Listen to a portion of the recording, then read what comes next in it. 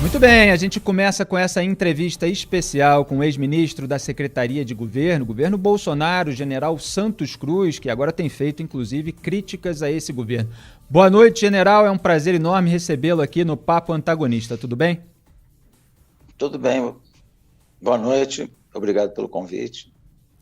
General, eu gostaria inicialmente que o senhor, se pudesse, fizesse um balanço entre a expectativa que o senhor tinha ao entrar para o governo Bolsonaro e aquilo que o senhor vê hoje no governo Bolsonaro, já que principalmente pelas redes sociais, no Twitter, o senhor tem feito críticas ali a determinados comportamentos. Como é que o senhor faz esse contraste daquilo que o governo poderia ser com aquilo que o governo se tornou na sua visão? Olha, eu acho que o governo foi eleito, né, numa hora que eu também fui eleitor do atual governo, do atual presidente. Acho que naquele momento ali a maioria, numa eleição limpa, né, democrática, ganhou a eleição. Era o momento, eu acho, de encerrar realmente aquele período que o PT teve a época dele de influência, né? Isso é cíclico, é normal. E todo mundo tinha uma grande esperança no governo atual. Então, o governo subiu com um apoio popular, sem qualquer outra consideração. Ganhou na urna. E a expectativa era exatamente aquilo que foi usado como plataforma de campanha. Então, se tinha esperança de uma modificação de determinados padrões de política, de administração pública. Só que, infelizmente, isso aí rapidamente se deteriorou e se caiu numa mesmice, e também o governo foi capturado por um pequeno grupo de extremistas, né? Então, isso aí atrapalhou demais. A partir da hora que o governo se deixou capturar por um pequeno grupo de extremistas, aí acabou todo aquele encanto, aquela esperança que se tinha. E o que se vê é o mais do mesmo aí. Mário Sabino tem uma pergunta para o general Santos Cruz. Boa noite, general. Eu gostaria de perguntar ao senhor o seguinte: qual foi o momento decisivo para que o senhor decidisse cair fora? Não, eu não pedi para sair, na realidade eu fui demitido. Eu sei, tinha intenção. Sim, mas o senhor já vinha num desgaste, né? No ambiente familiar, Uhum. no ambiente familiar, eu até já comentava, não estava tendo coincidência entre a minha personalidade e o andamento do governo. Mas houve uma situação, houve uma situação específica em que este desgaste finalmente se traduziu numa ruptura ou não? Não, isso aí é uma coisa que se constrói, mas se construiu muito rápido, né? Coisa de 2 meses, mais ou menos, 3 meses. Aí já 3 meses, mais ou menos, imagino eu, que foi o tempo ali onde essa certeza ela apareceu, né? Porque a coisa começa a andar de uma maneira que não coincide com a sua personalidade, né? O senhor acredita que haja uma ala militar no governo? Porque, em geral, nós da imprensa sempre dizemos a ala ideológica, a ala militar, e há sempre um militar que diz que não há ala militar. Como é que o senhor definiria, então, os generais que estão no governo? Se não é uma ala militar, é o quê? Não tem ala militar, não tem um grupo militar como uma coisa organizada, né? Você tem um grande número de militares, mas que não tem nenhuma coordenação como grupo, né? A característica comum é ser militar da reserva, até tem um outro que é da ativa, mas não tem nenhum sentido de organização própria, ou de combinar alguma coisa. Não, isso não existe, não. General, houve declarações, não só suas, mas também de outros generais, o general Brito, o general Paulo Chagas, também tem feito algumas críticas ao governo, sobre a contaminação da imagem das Forças Armadas, justamente em razão dessa presença massiva de militares no governo Bolsonaro. São centenas, inclusive, houve levantamento aí por parte da imprensa. De que maneira uma postura do presidente ou decisões que não estão de acordo com a sua visão de mundo, inclusive, pode manchar de alguma forma a reputação das Forças Armadas, que nos últimos anos apareceram sempre em pesquisas como a instituição mais confiável, muito acima do Congresso Nacional. Isso aí é em consequência do grande número de militares no governo e da maneira como o presidente, em algumas ocasiões, ele se manifesta, né? Dando a impressão de que existe um vínculo institucional de Força Armada, no caso do Exército, né, que eu pertenço, que eu sou da reserva, e o governo. Mas não existe esse vínculo. O Exército realmente, o comandante falou certo, o Exército não pode se politizar e ficar ao lado de governo. O governante vem e vai, o governante perde a eleição, vem outro. E o Exército é uma instituição de Estado. Então, não pode ter esse vínculo, não tem, mas, na realidade, para a população, a percepção é de que o Exército está vinculado ao governo. Uma coisa é a gente saber que não está, é a gente saber que legalmente não está. Outra coisa é a percepção que a população tem. Da maneira como as coisas foram construídas, a população ela tem essa sensação. E o Exército não está do lado de ninguém, o Exército não faz opção para o governo, para o partido político. General, eu tenho 36 anos de jornalismo e uma das poucas certezas que eu tenho que eu adquiri, é que quando tem muito esclarecimento é porque tem muita confusão. Este último esclarecimento na nota assinada pelos comandantes das Forças Armadas, pelo ministro da Defesa, né, dizendo justamente que as Forças Armadas são uma força de Estado, não são uma força de governo, em função da declaração do presidente de que a questão com o Joe Biden poderia não ser resolvida na saliva, na diplomacia, mas na pólvora, né? Que obviamente foi uma bravata desprovida de sentido. Eu queria entender um pouco qual é a relação existente hoje entre, por exemplo, o general Pujol e o presidente Jair Bolsonaro. Eles se falam, ou o contato é feito somente através do ministro da Defesa? Bom, em primeiro lugar, eu não posso falar por Força Armada, eu estou fora já faz muito tempo, eu não tenho tido contato com o comandante Pujol, né? Agora, eu não tenho ideia,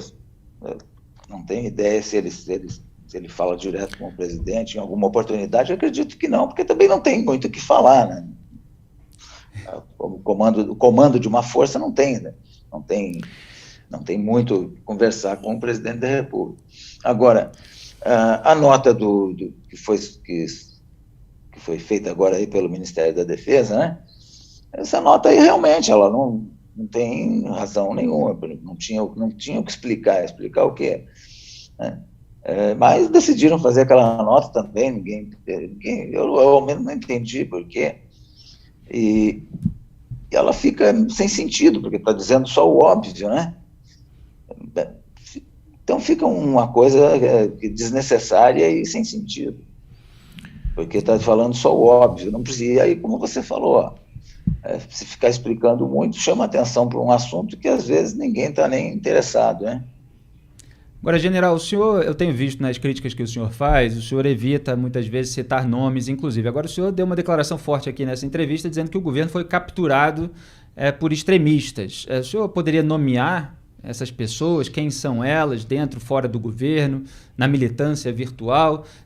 Tem militantes que estão, inclusive, atribuindo aos generais uma espécie de impedimento no combate ao comunismo, que seria a oportunidade do governo Bolsonaro, quando subiu ao poder, de fazer isso, mas é um pessoal que diz que os militares, os generais, é que atrapalharam. Então existe essa avaliação colocada em público pela militância virtual bolsonarista. Quem é que o senhor identifica como sendo extremista no entorno do presidente? Olha, eu não vou para a parte nominal aí, não vou dizer quem são as pessoas. Isso aí para quem acompanha um pouquinho, é super visível, é uma coisa que não tem necessidade nenhuma de eu estar dizendo quem é. Agora, o que acontece é que é um pequeno grupo de pessoal extremista que está atrapalhando, inclusive atrapalha o próprio governo. É um pessoal que limitado, né? que coloca tudo em termos de direita e esquerda, tudo em termos de amigo e inimigo. Se você discordar de alguma coisa, você é inimigo, você é esquerdista. Se você concordar com tudo, aí você é amigo direitista. Então, você não pode reduzir um país do tamanho do Brasil a uma situação binária de amigo e inimigo, de direita e esquerda.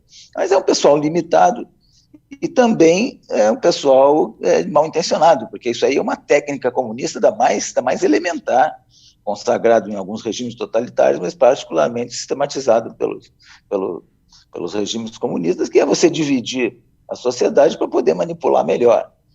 Então, é isso aí que está acontecendo, um pequeno grupo que faz isso. E você identifica gente até desqualificada, né? Se você observar o palavreado que utilizam, o número de notícias falsas, as técnicas de notícia falsa ou de meia-verdade, tudo isso daí você identifica com bastante facilidade. E esse pessoal não tem nada a ver com direita. Pessoal que pegou uma bandeira verde e amarela, disse que era patriota, que era de direita, que era conservador. Conservador de quê? Conservador de privilégio. Né? E aí pega essa bandeira e tenta dividir um país, num país como o Brasil, em direita e esquerda. Isso aí é uma coisa inaceitável, né? Uma população que quer tranquilidade, que quer equilíbrio, ela não pode viver nessa polarização elementar, né? Mário. Politicamente, general, existe hoje um reposicionamento, né, de vários políticos em direção ao chamado centro, ou seja, para se manter equidistante de esquerda e direita. Essa sua última fala me faz perguntar o seguinte: o senhor tem alguma pretensão política, general? Olha, no momento não. No momento não. Amigos e às vezes até partidos já me contactaram, mas eu não me interessei por isso aí, não. Eu prefiro fazer a minha crítica de maneira mais independente, que eu acho que surte mais efeito, né? Sempre que você está vinculado, aí já o posicionamento já é um pouco mais complexo, né? É melhor você ficar independente, que você tem mais influência. Mas essa sua resposta, agora, general, essa sua resposta no momento não é uma resposta bem política já, né? O senhor não descarta, então, a possibilidade? Não descarto, não. Não descarto, sou um cidadão que depende da situação. Eu posso até me envolver em política. Assim como aceitei naquela época ser ministro, eu posso aceitar uma filiação partidária e exercer o meu direito normal. Agora, esse afastamento dos extremos é porque os extremos se comportam de maneira semelhante. Se você pegar uma ponta, lá na ponta, eu não gosto dessa direita e esquerda, né? Mas se pegar lá na ponta esquerda, se pegar na ponta direita, o comportamento é exatamente igual. Você troca uma bandeira vermelha por uma bandeira verde e amarela e se comporta da mesma maneira. Então, o centro não é centrão, né? O centro claro. É uma posição de equilíbrio que eu acho que é a massa da população brasileira. Existe alguma possibilidade de o senhor, caso entre na política, associar-se de alguma maneira ao ex-ministro Sérgio Moro? No mesmo partido, numa chapa, enfim? Até pode, porque se a pessoa não é extremista, né, não é radical, você tem condição de você conversar. O senhor compartilha muito das visões, né, do ex-ministro Moro, principalmente no combate à corrupção. Agora, dos extremos eu estou fora, né? Sem dúvida nenhuma. O senhor conversa com o ex-ministro Sérgio Moro, general? Não tenho conversado, não. Conversava muito raramente quando estava no governo, ele também estava no governo, então uma vez ou outra. Mas não tenho uma amizade assim de ficar conversando, não. Certo. Aliás, já que o Mário citou a relação com o Sérgio Moro, o senhor outro dia tuitou o seguinte, depois que o Jair Bolsonaro explorou politicamente a questão da vacina numa polarização com João Dória, governador de São Paulo. Abro aspas para o senhor, ganhou de quem? Vacina, qualquer que seja, é saúde pública, é para a população, não é assunto particular. O trato tem de ser técnico e dentro da lei. Fora disso, é irresponsabilidade, falta de noção mínima das obrigações, desrespeito pela saúde dos cidadãos, vergonha, sem classificação. Fecha o aspas para o senhor, e o Sérgio Moro compartilhou esse tweet, escrevendo em cima: poderia falar sobre a polêmica envolvendo a vacina Coronavac, mas prefiro retuitar um general muito respeitado por todos os militares. É mais do que o suficiente, fecha o aspas aqui para o Sérgio Moro. É o caso, evidentemente, do presidente da República se colocando ali contra, festejando, inclusive, a interrupção dos estudos sobre a vacina do Instituto Butantan em parceria com a China, decorrente de uma morte que depois se revelou ter sido um suicídio. O senhor falou dos extremistas em torno do presidente, mas qual é o grau de responsabilidade do presidente para lidar com essa turma? Em que grau ele se deixa contaminar e se comporta dessa maneira também? Porque a gente vê muitas pessoas, inclusive entre pessoas que até participaram do governo, às vezes minimizar a responsabilidade do presidente como se ele fosse apenas mal assessorado, mal influenciado, e aí tem certos rompantes, ou então dizem que é o jeitão dele. Qual é, na visão do senhor, a responsabilidade do presidente sobre esse tipo de postura que o senhor tem criticado, que é uma postura mais beligerante, inclusive em relação a esses assuntos complexos, como o senhor colocou, e vitais no caso da pandemia? A responsabilidade é 100%, a responsabilidade é total. Uma autoridade desse nível tem responsabilidade executiva e ela é responsável por tudo que ela faz. Você não pode ficar... você achar que é culpa de assessoria, que é falta de assessoria, isso aí não interessa, a responsabilidade é dele, né? Pelo que ele faz e pelo que ele deixou de fazer, ou deixa de fazer. Então, essa noção de responsabilidade, isso aí não é de hoje, não. Se você observar no passado aí, recente, também tinha governante que dizia, não sabia de nada. Bom, não sabia, mas a responsabilidade é sua. Foi o meu assessor que tomou a iniciativa, bom, mas a responsabilidade é dele. Então, esse posicionamento aí é um posicionamento que é para aliviar a responsabilidade da pessoa que tem 100% de responsabilidade do que ela faz. E o senhor teve alguma avaliação a respeito do resultado da eleição municipal desse domingo, com vários candidatos, como a gente colocou aqui na introdução, apoiados pelo presidente, sendo derrotado nas urnas? O senhor teve alguma leitura de um recado das urnas, o que pode ter acontecido, o que está acontecendo? O senhor falou numa posição mais ao centro, longe desses extremismos, isso é um dos recados, como é que o senhor vê? Olha, em primeiro lugar, os candidatos apoiados pelo presidente, se não foram bem, não sei se estão ligados exatamente ao apoio do presidente, né? Agora, pode ser que ele tenha escolhido mal também, escolheu mal, e aí não tem como, não é ele que vai fazer o candidato, né? Eu acho até que as escolhas são escolhas que não tinham expectativa de dar certo, porque é mal escolhido, né? Porque a eleição é municipal, ela é muito ligada aos assuntos de interesse local, né? Mesmo nas cidades grandes, como Porto Alegre, como São Paulo, Rio de Janeiro, tudo ligado ao interesse local. Não é uma agenda ideológica nacional. As pessoas de uma cidade, elas não estão interessadas em agenda ideológica, elas estão interessadas em resolver os problemas locais. Então, às vezes, é erro de avaliação, escolhe errado, e a população também tem pessoas com determinado perfil que ela não quer. Esse problema do radicalismo, isso aí é uma coisa séria. Acho que o Brasil inteiro já não está aguentando mais uma briga quase que diária de grupos extremistas, né? Mário. General, em uma palavra, um adjetivo, como o senhor definiria o presidente Jair Bolsonaro? Olha, em uma palavra, eu acho que ele... Difícil dizer numa palavra só você caracterizar uma pessoa. Ele é maluco, general? Olha, não, para você dizer isso, você tem que ter um laudo. Mas tem... muito de rompante, né? Muito de rompante, talvez... Aliás, isso me leva a perguntar o seguinte... Não pensa, faz as coisas muito faz as coisas muito sem pensar, e aí depois vem um monte de consequência, tem que administrar a consequência de um monte de coisa. O ex-presidente Lula, a informação que nós tínhamos, obviamente quando ele era presidente, ele não lia os documentos que assinava, mas preparavam para ele um resumo de 20 linhas, que explicava o que ele estava assinando. Eu, às vezes, tenho a impressão que o presidente Jair Bolsonaro, ele muitas vezes ele não lê ou não é informado sobre o que ele está assinando.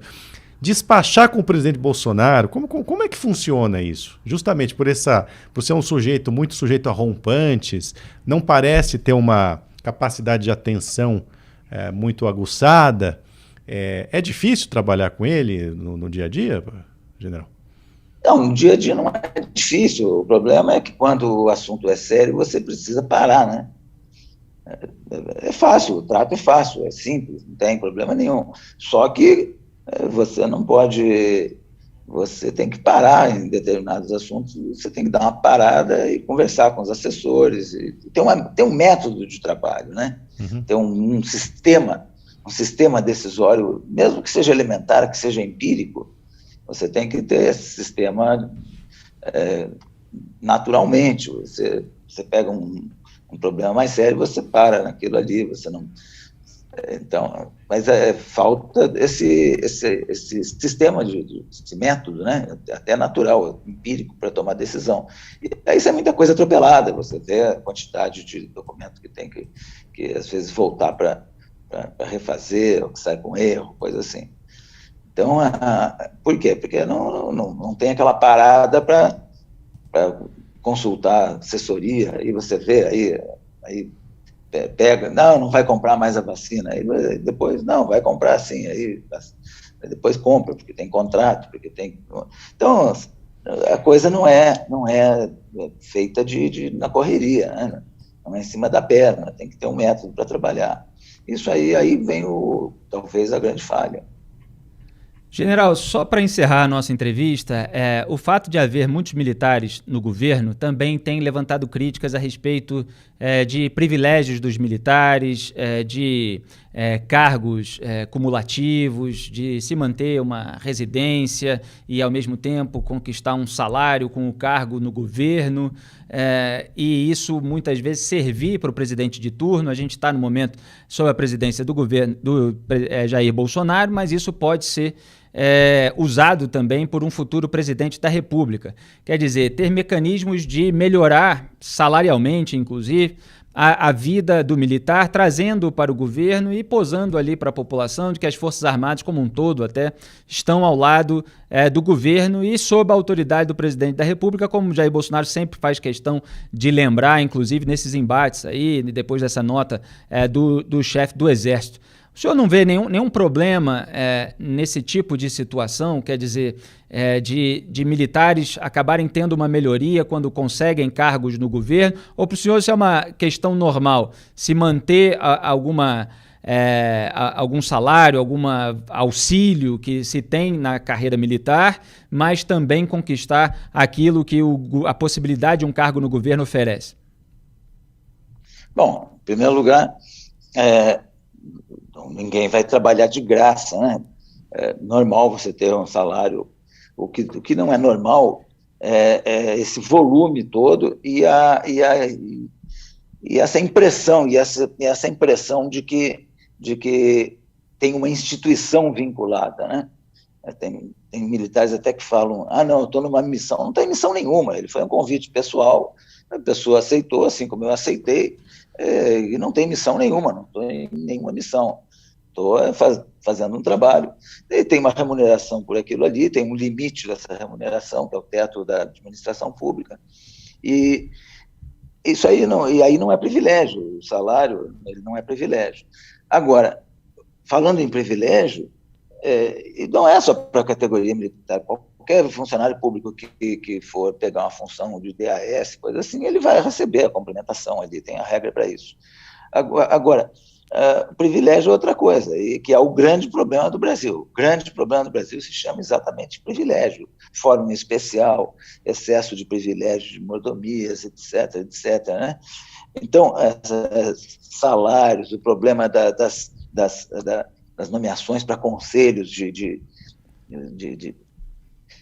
empresas, etc.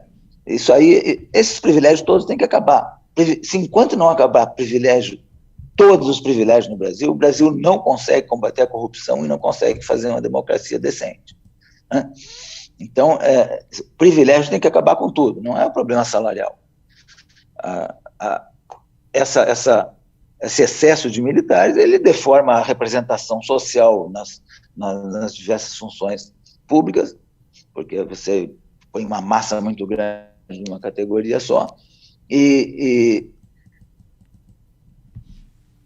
essa deformação, ela traz essa sensação de que tem uma instituição envolvida e não tem instituição nenhuma envolvida, mas para a população tem e acaba tendo, porque o que vale nisso daí não é o aspecto legal, o que vale é a percepção. Então, eu não vejo problema, mas eu vejo problema quando a coisa acontece nessa escala, né? General, se for em outras categorias, você encontra verdadeiros muito mais absurdos, assim, inaceitáveis, né? Em outras categorias de gente de Estado mesmo, né? Judiciário, de Ministério Público, então você encontra outros benefícios aí que estão no nível da imoralidade.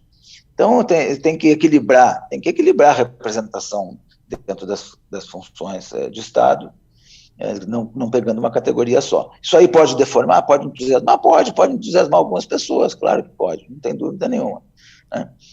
Agora, o que tem que ter é um plano para acabar com o privilégio. O que separar o que é privilégio do que não é, do que é a remuneração justa, né?